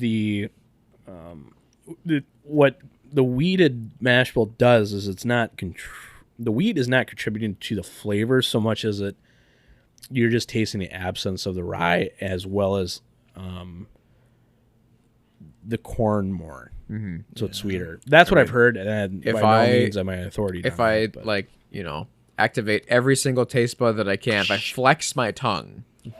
Now you gotta do the Kentucky Chew. The Kentucky Chew, yeah, I'll do that too. But if I give it the most adamant flavor analysis that I can, for a split second, I get frosted mini wheats. Okay. I can see that. I've also found I like Weller. It's just not like to me it's not my go-to weeded bourbon. It's definitely really good and very approachable. And it's like if you wanted somebody to try a bourbon, you would be like, honestly, I would be like, here's some Weller or here's the Buffalo Trace. I'd be like, here's Buffalo Trace. Weller? No, you don't like that. No, you don't like Weller because Weller is hard to find. Mm-hmm. But it's like, if it was easier to find. Yeah. What's the ABV on this? I think it's 90. 90. I was gonna say 45%. Yeah. Because I think I like the cask strength Maker's Mark more than this, Which I also have. We could try. Right. Yep. And I think if this was just hotter, it'd be more enjoyable. Well, that's the 107. Yeah, that's the 107. Which is that's exactly what I wish that was something I could go and pick up because that is what I want. And it's just not. Yeah, it's 107 is definitely better than the Green Label Special Reserve Weller. But this is fantastic. It is very good. We need to compare this to the regular Maker's Mark at some point. I mean, the entry Maker's Mark. Yeah, I think I have some somewhere. But the problem that I have with the 12-year of this is that it's good. Like, it's good. 12-year weeded bourbon. It's going to be good. But is it good? No, it's trash. It's just the proof on it. 45 also. Yeah. I just wish that it was a little bit hotter, like kind of around the 107. I'm pretty sure it's still the 45. It is. Yeah. And I'm just like, I'm getting a lot of the same stuff that I'm getting off of the Special Reserve. I'm not getting a lot of it's definitely deeper, more rich flavors, but it's just very much the same. Yeah. I've only had the 12 one other time, and you guys shared it with me, but so I can't really say with a whole lot of confidence. But yeah, I understand what you're saying. Mm-hmm. It's not. The three of us prefer more aggressive flavors. We do. Than subtlety. Almost. Yeah, I kind of like it when my tongue gets attacked. Yeah. To quote Zach. Yeah. But that's and that's the main reason why if I'm choosing, I'm dailying a Scotch. Usually. Honestly. Or something more interesting like a Texas bourbon. This is so friendly. I don't pick a friendly bourbon usually. I pick something that's interesting or I'm picking up for some other reason. Yeah, something that's kind of off the wall. Yeah. It's kind of fun. And if it's not a bourbon, then I'm going to Scotch. So and that's how we're going to heal the world right now. is with this statement. Buffalo Trace products are way too friendly. Stop buying them. Buy other things, please, for the love of God. Stop buying Buffalo Trace so that we can buy them all. So that we can have them too. Please. Yeah, don't. We all love Buffalo Trace, but I gotta be in the mood. Can we just lower the cost of all the BTAC stuff because I really want some and it would be really tasty. Well, that's why we need to talk about. We need to have a conversation at some point about secondary market because I mean the MSRP is completely reasonable when you look at what Buffalo Trace has set their, recommended values at. And then you look at the secondary market, and it's like because they have no control over 100 times more or expensive, just what it is in the store. Yeah, because pretty soon this is going to be a rum podcast. Yeah, with how cheap, with how much more the price to affordable performance, and how much more readily available rum is, it is. Yeah. So there is one thing, like we can do comparisons if we want. But there is one thing that we need to do, and that was the surprise I hinted towards you guys later. Carter, would you bring me that the bag? I didn't realize it was going to be in this episode. Okay. So just bring me the whole thing, the black bag. I'm scared now. Don't remove anything. He bought something like saucy. I'm going to be...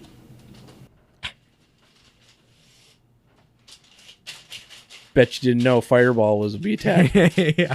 Oh, Fireball's BTAC. I think it says Sazerac. I don't actually remember. Just give it to me. I said you were supposed to give me it in the black bag and not take it out. I know what it is. Just give me the bottle. I know what it is. All right, sit down. I don't know what it is. Sit down. Shut up. I stroked the bottle. I know what it is. It's weeded.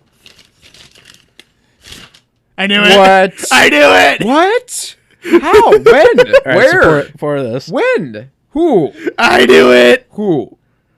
How? I got this a while ago, the bottle, and we opened it. When I went to Fargo. Yeah. Did you find a bottle of this? I found the bottle in state, and then I brought it to Fargo, and that's why it's half full. Okay, if you don't mind me asking, how much did you pay? Well, I'll explain it. Okay. Let's try it first. You keep holding the bottle. I just want to hold it. Well, so Carter, what is it? We haven't actually said what it is. It's beautiful. It's precious. I feel bad pouring this. Well, what is it? It's Pappy. Well, It's not. It's Old Rip Van Rip Winkle. Van Winkle 10 Old year. Rip Van Winkle 10. Remember there's that guy? It's like, you guys got to try Pappy's. Yeah. This is for you, guy. Let's go. There was, when we were in Kentucky, we tried the 12-year. Yeah. And that was... the Lot B. I think so. We tried the Lot B. What do you think? Remember that? We liked it better than the 10. Was that at the restaurant with Brian? Yeah, we did the 10, the Yeah. 12, and then Yeah, the George C. Steak. That probably wasn't George C. That Steak. probably, yeah. It I was remember weird. that. That's kind of sad that they kind of gypped you on a George I don't know if they T. did. Stag. It just didn't taste like George C. The Yeah. proofing was weird. Do you Yep, think it the was- bottle might have just been like open for a while? Well, that's why I asked to see the bottle, but they didn't have it. They wouldn't give it to us. Oh, see, that's annoying. So they probably poured a portion of it, and then it went to another restaurant. But red flag. That's a red flag. Dude, wow. I only know of like one or two other people that own a bottle of this. Yeah, my dad's gonna want to try some of this. But you should just go. Just go get them. I can go grab him. Yeah, sure. Yeah, we'll pause it. Okay, Dylan's got something special to share with you. Does he? I do too. I do too. We're gonna mic. That's how we found it. You gonna mic them up? Oh, Found one. hi. How are you? How are you? We're gonna go upstairs. Take in my room. There's some glasses over There's on a the glass barrel. right there. Where the caps? What Where the cups at? it smells nice. What do you think? We haven't delivered. They haven't had it yet. I've been sipping because I've had it before. I brought it to Fargo. I just know from having the 12-year that it's probably going to be good. I remember liking the 12-year a little bit more. Oh, very light. Small pours. Oh, you that's like? fine.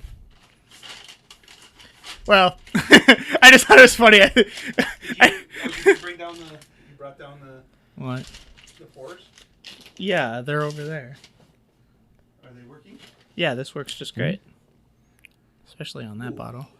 Did you get that those on Amazon or? Yeah. Nice. They're half ounce. I was Okay. actually looking for quarter ounce. Yeah. But then Connor showed me what a half ounce was when we got them. Then you're like, yep. Didn't want a quarter. A quarter is. Because sometimes you really do just want. I just want to taste. Just a sip. Yeah. Just one sip, and I can't. It's like, yep, I don't like it's that. Either I pour, I fill up the bottom, or Yeah. it's this much. Yeah. Yeah, I like that a lot. I kind of want one because I'm the same way. I'm either heavy-handed on accident or like you're just kind of like fumbling with the And then it's like you bottle. spill some and you're just like, dang it. Dang it. Should we mic them up for a sec? Pretty good. Do we have another mic? The green one. I can just. That's fine. We could just. We don't need his input, but I think it would. Hey, we don't need his. We don't need his He'll input. be here. Is it on? It's paused. No, it's on. Oh, Oh, it is on? That's what it. Are you sure it's on? Yeah. Oh. Yeah.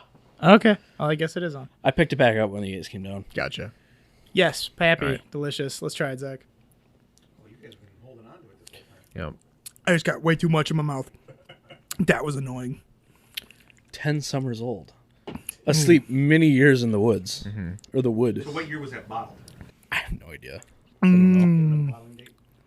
I think you can figure it out by the UPC. It's so creamy. Yeah. It tastes like you Extremely put like smooth. heavy whipping cream kind of in your mouth. Yeah. A little bit towards the end where it's Yeah. just kind of coats it, but it's not like it's viscous. Yeah. I would compare it to like the tastiest dandelion you've ever had. Because it's really it's super floral. The last and it's dandelion. super- Must be the last one of yeah, the season. and it has that really. Oh, why would you do that? It has that really grassy taste to it, but like What, it's are good. you drinking the same thing? Yeah, we are. Last dandelion. Is that Ice Age? What is that? Yes, I did. Okay. Must be the last one of the season. I taste no grassiness. Yeah, well, we just had a bunch of bourbons, so That is true. we went from corn sugar to wheat starch.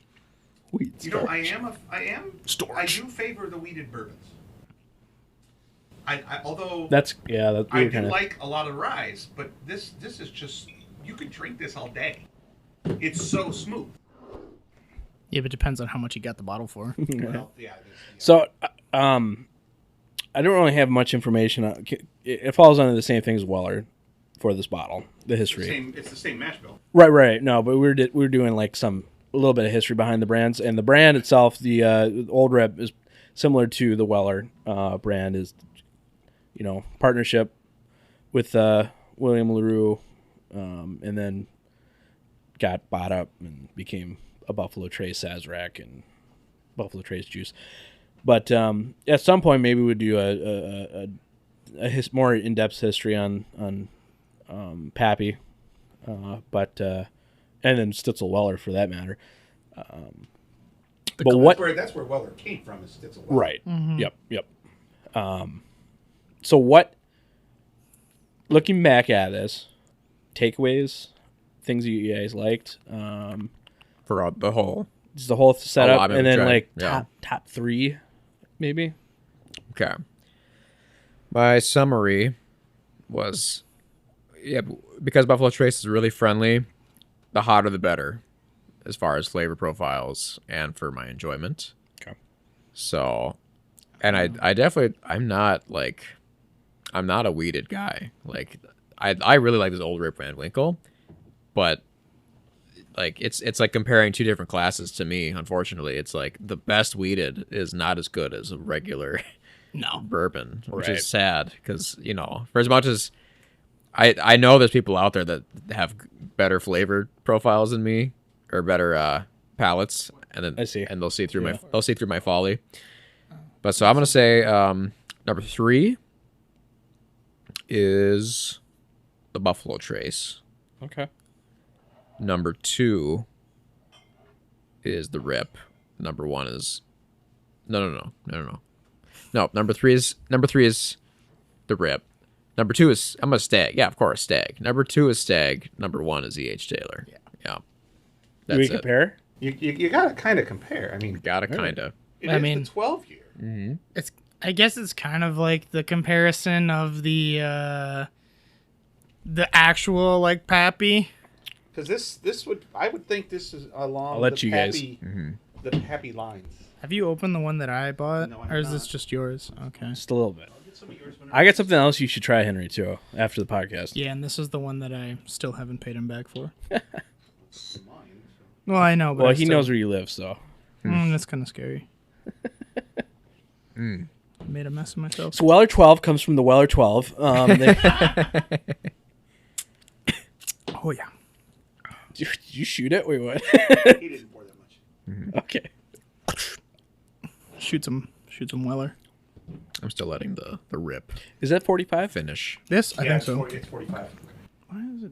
Did you include the Antique 107 in this? No. We did not. We were just doing brands, main brands. You're just doing brands. Yeah. Okay. We were doing the history and kind of the background of it. Gotcha. So we just took the main ones. It really lingers. It like sits on your tongue for Yeah, a while. The I rip. the rip. Yeah, but I haven't even. I know. I'm waiting for this to. I'm not to even. stop. I'm not even touching this yet because that's still around. That's crazy. And while that's still around, I would say my top like everything, Buffalo Trace.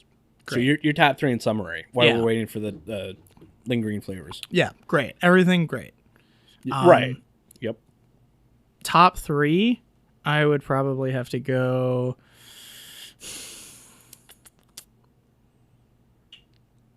It's kind of hard because I would probably go Buffalo Trace number 3, Stag Taylor. Yeah. Okay. Okay. And not to discount the No. old rip, Yeah. but it's just different, Right. and it's not exactly like as It's a sidestep. Yeah, Yeah. it's a sidestep. Yeah. I think it's one of those like special bottles where it's like easy drinking. You kind of pull it out because you're like, It's this impressive. This Yeah. is special. This is Yeah, the exclamation point on a sentence. exactly. I still personally think Rip is 2. Really? Henry, what's your three? Your top three. Yeah, My exactly. top 3 is number 1 Well, I know Taylor's gonna be is Taylor. So okay, number one's Taylor. Absolutely Taylor. I mean, I've had them all. Yep.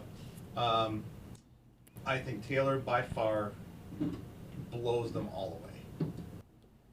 And I forget what mash bill that is. Is that mash bill 1? One. It's mash bill 1. Yep. Yeah, buddy. Pretty much How hard everything is it? like up to here is mash bill Yeah, it's 1. mash bill 1. So that including that. And this is the first time I'm having this. Oh, really? Stag Junior. I've not had Stag Junior before. Have you tried it, or are you just sniffing still? No, I tried it. Okay. That definitely kicks in the teeth. Oh yeah, it does. That's quite delicious. Stag Junior is amazing for me. So you did your top three. What's your kind of like your final thoughts on Buffalo Trace and the history of the brands, or that summary? I mean, honestly, I love the history behind it, just because I think each brand itself has got something individual to add to the company as a whole, which is kind of fun. I don't necessarily know if it's like unique to the Buffalo Trace, but it seems like more of the Buffalo Trace products have been like switching hands and that kind of stuff, and then have wound up as a Buffalo Trace product, and they just have a lot more of the history behind them, which is kind of fun. Yeah. I like how as these whiskey distilleries have essentially they haven't fully monopolized yet, but they are kind of they're consolidating and starting to monopolize. The legacies of all the people before are now under the umbrella, right? Like, because these people were collaborators back then, Yeah. and they're still collaborators now via their namesake. Yeah. That's super cool. It's always Kind of fun. dumb because you think that they'd all be unique and do their own thing, but history did not play that way. No. Yeah. Well, and the fact that that Buffalo Trace and Sazerac now have all these brands, but the cool thing about it is they've kept them very individual, Yep. and they've stayed true to the name of each brand. Oh yeah. They haven't changed the recipes. They haven't tried to make it their brand. Except for Eagle Rare. Except for Eagle Rare. That's true. Eagle Rare is not one of my favorites. Matter of fact, 'Cause the I don't- history. I don't. Because the his- I don't have it anymore. because it was owned by Seagram's. Seagram's.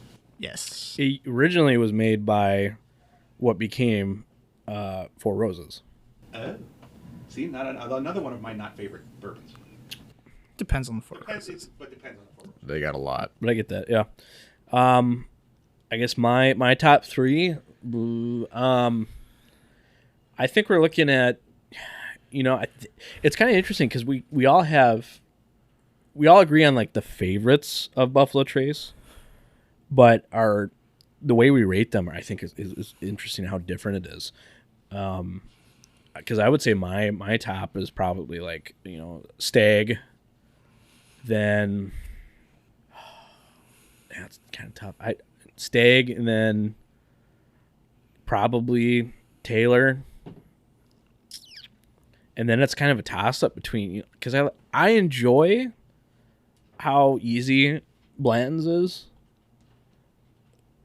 but I gotta go with like You mean how easy it is to drink? how easy it is to drink. Yes, it is easy to drink. But I gotta go probably, either the Weller or the Old Rip, that mash bill.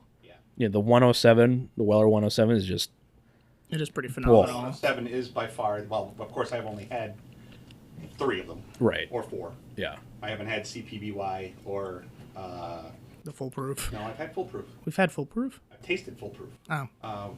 We haven't owned it yet. yeah. And we've also not had, is it barrel strength? Yeah. There's single barrel. That's Yeah. it, single barrel. Yeah. Because there's 6. So I had this was in September. I had the opportunity to do a flight of the 107, the CYPB, and the single barrel. Nice. It was $60. It's worth it. That's not terrible. The single barrel was surprisingly interesting. It was It's going to be different every batch. but it was it was smoky. It had a lot of barrel char on it. What do you think? The way I voted it between those was it was a tie between the 107 and the single barrel because they were just different, but they were so good in their own way. Yeah. CYPB, not that great. Yeah, and I've heard that. Yeah. So, I've definitely heard that. but so yeah, it was my summarization. So that was my top 3, but my summarization for this is doing the history and kind of looking at this is Buffalo Trace is definitely like one of the well-known distilleries. There's probably 3 of them that are like the massive distilleries. But there's so much history with all the distilleries, and not even just the distillery as a whole, but the brands, because all those brands used to be their own distillery. Yeah. And they all collapsed in on itself for Prohibition and got picked up, and how they've changed hands and changed. It is amazing to look at the history and how essentially they got to where they are now. So I'm excited to kind of look in more later down the line on different episodes. Like, I really want to do the Weller one with the Blade and Bow and look at that one. Yeah. Super excited to that. Castle and Key, the old Taylor distillery, even Jim Beam. It's like there's some amazing history behind it, and it's like there's a lot to talk about. Yeah. So I'm super excited for that. And yeah, I guess before we end, we're going to have to talk about a little bit how the old Rip bottle came. But yeah. Where'd you even find that?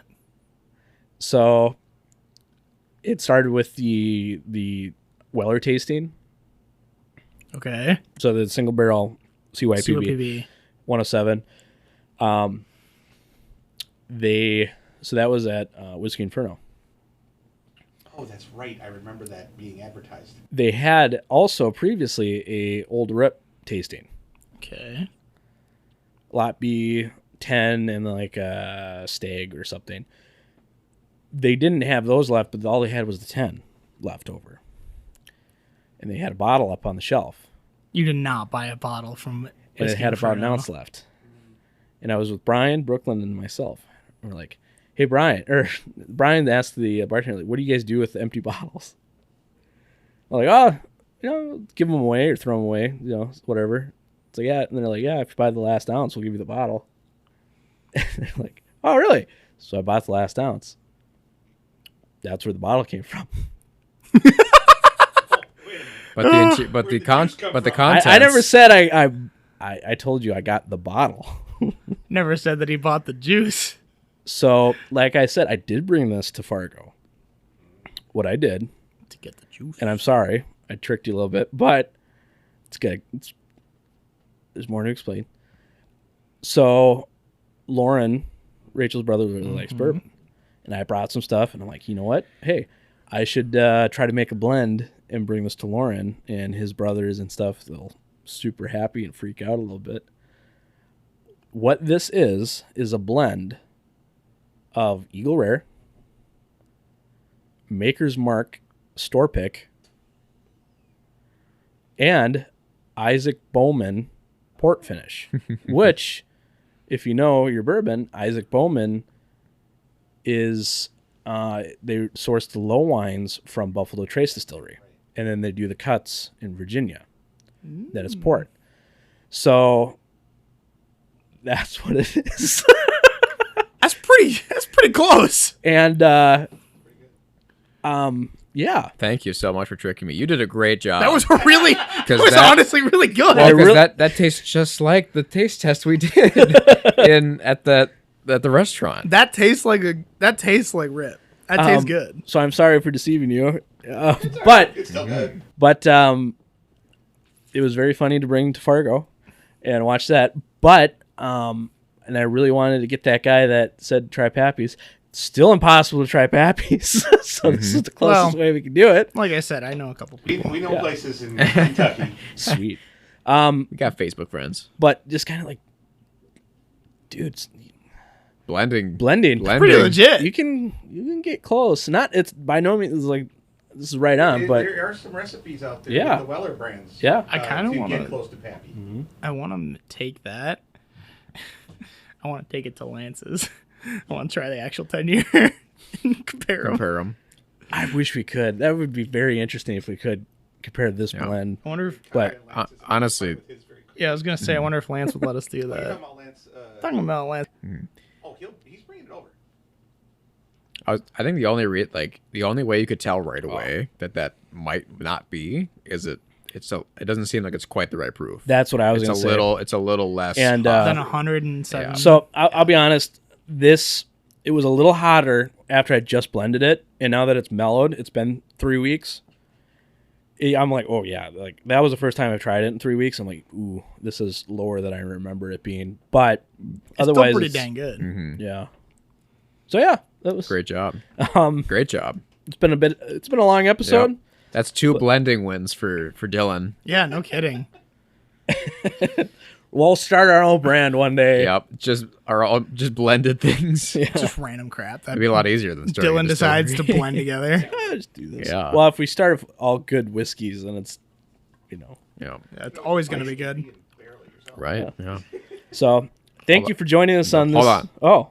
Oh, We tried Weller 12 while we were discussing this. That's pretty good. yeah. Sorry. No, it's okay. Because now we're off the outline, so we're back to a regular Whiskey House Pub House video or Ridiculous podcast. And Unscripted. yeah, the notes I wanted to say quick about the Weller 12 is I liked it more than anything. On that table? Not better than the EH. And not but- better than the Taylor, but it Yeah, was. it's But not better than the Taylor, but no. it's really, really close. because it really, the notes that were so predominant to me, It's better than I remember. it smelled like marshmallows and tasted like graham crackers and brown sugar. Yeah. And I was like, holy moly, this makes me feel emotions because it triggers memories, like this. It's kind of like I'm at a fire or something, or I'm camping, Yeah. or it's because every time I've tried something new, it's usually around people, friends, fire, whatever, and like that triggers those same familial connections. Like, what the heck? How could you do that to me, Weller? Making me feel things. That Weller 12 is definitely, It's really good. it's the most complicated. Yeah. Definitely. It's a lot better than I remember it being. Of course, I keep pointing at that. It's over there. But He's just mad about I'm the just, 10. Yeah, the I'm just older like, how Stupid. could you do that? You suck. I just wanted to share that because I thought it was so good that I have to change my number now because now it's Well, now, my in all lists. fairness, this wasn't in the list. We're, No, it talk- wasn't. we're talking entry Oh, brands. Yeah, we're talking the So, brands. So yeah, You know, there's a that I Blanton's guess I foolproof, but- guess brands ranking has stayed the same. Okay. But all right, well, thank you for joining us on this episode of the Extra. Whoa! I keep doing that lately. The Whiskey House Pub House, That's a real throwback. and we'll see you next time.